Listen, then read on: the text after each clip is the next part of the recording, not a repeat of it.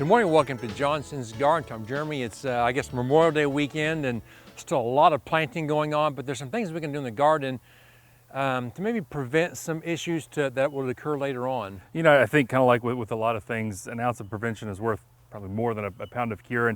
And some of our insect problems are things that we can maybe do some things early in the season to keep them from becoming problems later on. And it takes kind of that window of opportunity, and as our season by the calendar or whatever, it kind of warms up about right now.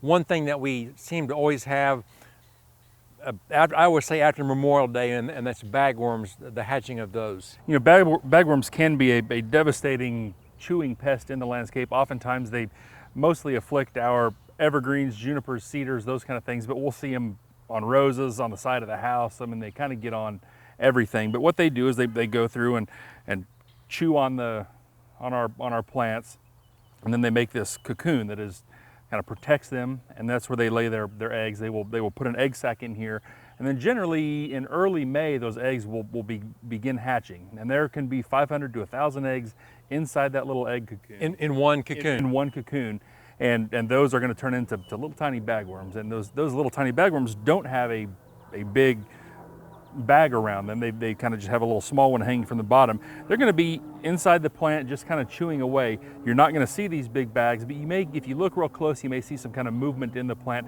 That's kind of a telltale sign that you have those bagworms, and now's a great time to control them. And last year seemed like it was a bad year for bagworms. I don't know if it's multi-generational or what, but they are easy to control now with an organic control contains spinosad. Spinosad is basically a dead bacteria, kills them very well. Like I say, it's organic, OMRI listed. Gonna control them very easily. Also have it in a ready to use in the Captain Jack's, or you could use the 8, which is more of a chemical fertilizer, and will kill them. Also, we have this time of year is aphids. It's a sucking insect, gets on that new growth of our ornamentals and our vegetables also, but they're really pretty easy to control if you catch them in time. That's right, and you'll kind of see them. This is a rose bush, and you see some of their frass or their excrement, and then the insects chewing there. But in the broad spectrum insecticide, I think it's one of your favorites. It's easy to use. Hook it up to the hose, spray those plants. Like I say, easy to control.